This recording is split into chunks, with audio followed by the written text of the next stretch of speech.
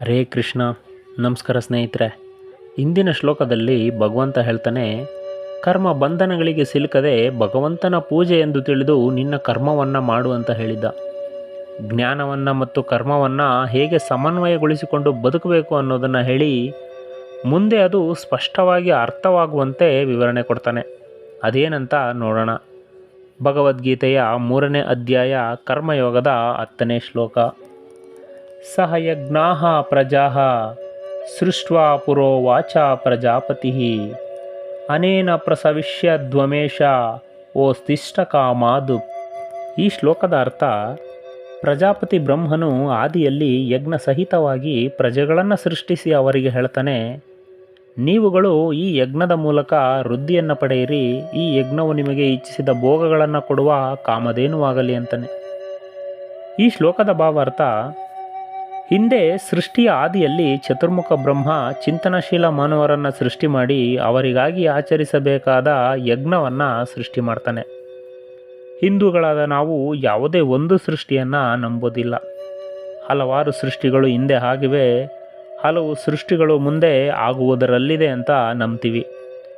ಸೃಷ್ಟಿ ಎನ್ನುವುದು ಸಾಗರದಲ್ಲಿ ಏಳುವ ಒಂದು ಅಲೆಯಂತೆ. ಏಳುವುದು ಬೀಳುವುದು ಅದರಂತೆಯೇ ನಾವಿರುವ ಈ ಸೃಷ್ಟಿ ಪ್ರಾರಂಭದಲ್ಲಿ ಪ್ರಜಾಪತಿ ಅಂದರೆ ಭಗವಂತನು ಪ್ರಜೆಗಳನ್ನು ಸೃಷ್ಟಿ ಮಾಡಿ ಅದರ ಜೊತೆಯಲ್ಲೇ ಯಜ್ಞವನ್ನು ಸೃಷ್ಟಿ ಮಾಡ್ತಾನೆ. ಯಜ್ಞ ಅಂದರೆ ಕರ್ಮ ಕರ್ತವ್ಯ, ಅದರ ಮೇಲೆಯೇ ಈ ಸೃಷ್ಟಿ ನಿಂತಿರೋದು. ಯಜ್ಞ ರೂಪವಾದ ಕ್ರಿಯೆಯಿಂದ ನೀವು ವೃದ್ಧಿಯಾಗಿರಿ ಅಂತ ಹೇಳ್ತಾನೆ ಶ್ರೀಕೃಷ್ಣ. ಎಲ್ಲ ಬೆಳೆಯಬೇಕು, ವಿಕಾಸವಾಗಬೇಕು, ಅದಕ್ಕಾಗಿಯೇ ಈ ಭೂಮಿಗೆ ಬಂದಿರೋದು. ಆದರೆ ವಿಕಾಸವಾದಾಗ, ವೃದ್ಧಿಯಾದಾಗ ಈ ಯಜ್ಞ ದೃಷ್ಟಿಯ ಆಧಾರ ಮೇಲೆಯೇ ಇರಬೇಕು ಅಂತಲೇ ಶ್ರೀಕೃಷ್ಣ.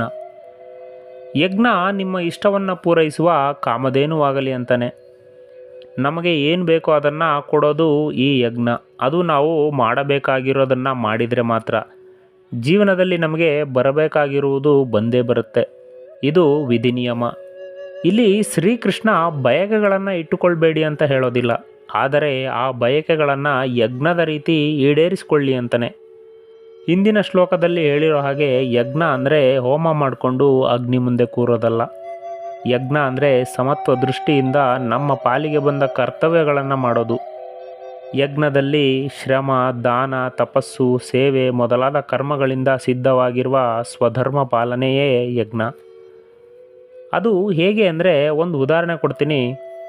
ದಾನ ಕೂಡ ಒಂದು ರೀತಿಯ ಯಜ್ಞವೇ. ದಾನ ಅನ್ನೋದಕ್ಕೆ ವಿಶೇಷ ಅರ್ಥ ಇದೆ. ಕೆಲವರು ಏನು ಮಾಡ್ತಾರೆ ಅಂದರೆ, ತನ್ನಲ್ಲಿ ಬೇಕಾದಷ್ಟಿದ್ದು ತಮಗೆ ಬೇಡವಾದ ವಸ್ತುಗಳನ್ನು ಇನ್ನೊಬ್ಬರಿಗೆ ಕೊಡೋದು ದಾನವಾಗೋದಿಲ್ಲ.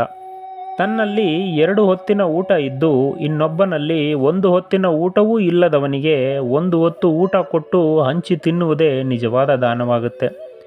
ಇನ್ನೊಬ್ಬರ ಕಷ್ಟದಲ್ಲಿ ಕರಗುವುದು ಒಂದು ರೀತಿಯ ದಾನವೇ. ನಮ್ಮ ಭಗವದ್ಗೀತೆ ಪವಿತ್ರ ಗ್ರಂಥ ಅನ್ನೋದಕ್ಕೆ ಇದೇ ಸಾಕ್ಷಿ. ದಾನ, ಸೇವೆ, ಸಹಾಯ ಮಾಡು ಅಂತ ಹೇಳ್ತಾನೆ.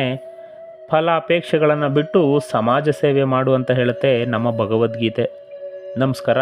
ಶ್ರೀಕೃಷ್ಣ ಅರ್ಪಣಮಸ್ತು.